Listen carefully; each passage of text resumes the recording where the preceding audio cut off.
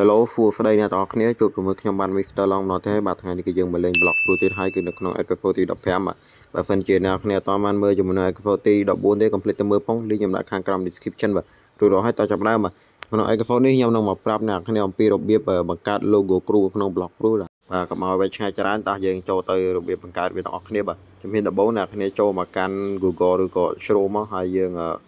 វាយពាក្យថា Roblox នេះមកបាទបន្ទាប់ពីការវាយពាក្យ Roblox រួចហើយអ្នកគ្នាឃើញ website របស់ក្រុមហ៊ុន Roblox ហើយបាទអញ្ចឹងយើងចុចលើ website ហ្នឹងមកបាទបន្ទាប់មកវានឹងចេញរូបរាងបែបនេះឲ្យអ្នកទាំងអស់គ្នាឃើញហើយសូមអ្នកគ្នាចុចទៅកាន់ track 3នៅខាងលើនោះកន្លែងសញ្ញាពណ៌ខ្ញុំដាក់ហ្នឹងបាទបន្ទាប់មកគឺសូមអ្នកគ្នាចុចបើកពាក្យមួយដែលមានឈ្មោះថាទំព័រកុំព្យូទ័រមករូបកុំព្យូទ័រណាសូមបើកអាហ្នឹងមកបា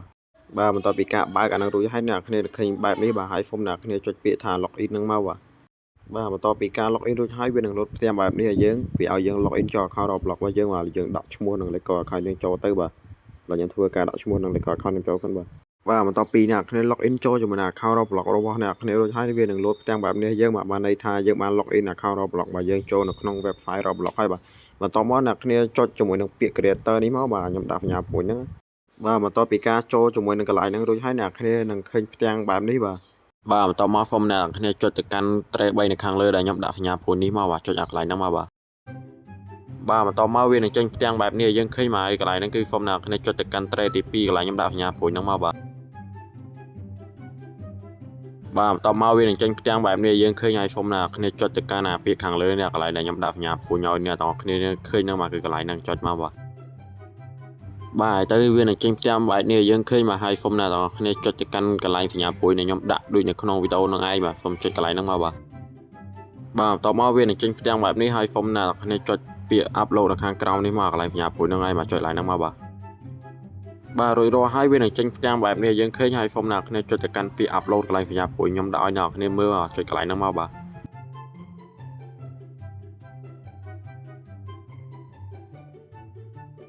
បាទហើយកន្លែងនេះគឺគេឲ្យយើងជ្រើសរើសរូបថតមួយសម្រាប់ដាក់បាទអ្នកគ្នាចង់ដាក់រូបអីដាក់ទៅបាទរូបតំណាង logo គ្រូរបស់យើងនឹងឯងបាទតំណាង team នឹងយើងដាក់អីដាក់ទៅបាទតាមចិត្តយើងទេរូបអ្វីក៏បានដែរឲ្យតែយើងពេញចិត្តបាទឥឡូវខ្ញុំសុំជ្រើសរើសយករូបថតរបស់ខ្ញុំឥឡូវខ្ញុំដាក់រូបខ្ញុំចុះបាទបន្ទាប់មកដល់កន្លែងនេះខាងក្រោមណាកន្លែងសញ្ញាព្រួយហ្នឹងខ្ញុំដាក់ឲ្យអ្នកគ្នាឃើញអាហ្នឹងគឺគេឲ្យយើងដាក់ឈ្មោះរបស់យើងមកយើងចង់ដាក់ឈ្មោះដាក់ទៅប្រាច់ចិត្តយើងទេអាឈ្មោះ logo គ្រូរបស់យើងហ្នឹងឯងបាទឥឡូវខ្ញុំធ្វើការដាក់ឈ្មោះខ្ញុំសិនទៅបាទ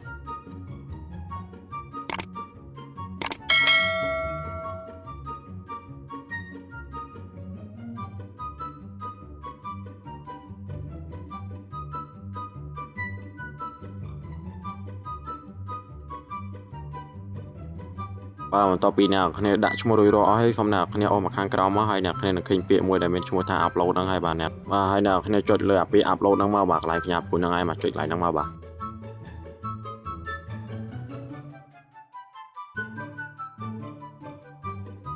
បាទបន្ទាប់ពីយើងបាន upload រួចហើយយើងសូមធ្វើការរងចាំវាបន្តិចទៅបាទកន្លែងនេះគឺយើងរងចាំវារៀងយូរដែរអាហ្នឹងតាមសេវារបស់យើងទេបើថាលឿនវាដើរលឿនហើយបើថាយូរវាយូរតាមហ្នឹងឯងបាទបន្ទាប់ពីការរងចាំរួចហើយវានឹងលោតរូបភាព logo ដែលយើងបានបង្កើតរួចហើយឥឡូវខ្ញុំបានបង្កើត logo ខ្ញុំរួចហើយគឺមានរូបភាពបែបហ្នឹងឯងបាទបន្ទាប់មកអ្នកគ្នាចុចទៅកាន់កន្លែង track 3ដែលនៅលើរូបភាពរបស់យើងហ្នឹងឯងដែលយើងបានបង្កើតរួចហ្នឹងសូមចុចកន្លែងហ្នឹងមកកន្លែងខ្ញុំដាក់សញ្ញាព្រួយឲ្យអ្នកឃើញហ្នឹងបាទចុចកន្លែងហ្នឹងមកបាទបន្ទាប់មកវាចេញបែបនេះឲ្យយើងមកហើយយើងចុចអាកន្លែងលើគេអាពាក្យលើគេអា track ទី1ហ្នឹងបាទពាក្យ open ហ្នឹងកន្លែងខ្ញុំដាក់សញ្ញាព្រួយមកចុចកន្លែងហ្នឹងមកបា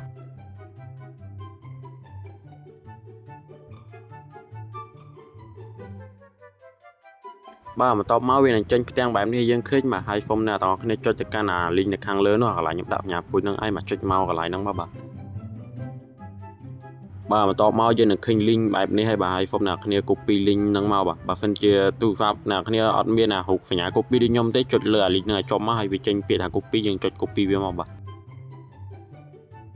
ឥឡូវយើងបាន copy link នឹងរួចរាល់ហើយគ្រូរបស់យើងក៏បានបង្កើត logo រួចដែរឥឡូវយើងបាន link logo គ្រូរបស់យើងហើយឥឡូវយើងចូលទៅកាន់ game របស់គ្នាទៅដើម្បីដាក់ logo គ្រូបាទឥឡូវយើងចូលមកដល់ game ហើយបាទឥឡូវយើងបានជាមួយនឹង logo គ្រូរបស់យើងហើយឥឡូវយើងផាសជាមួយនឹង link ដែលយើងបាន copy មិញហ្នឹងមកកន្លែង track ទី2នេះមកបន្ទាប់ពីការផាសរួចហើយយើងបានជាមួយនឹង logo គ្រូរបស់យើងហើយយើងបានបង្កើតមិញហ្នឹងឯង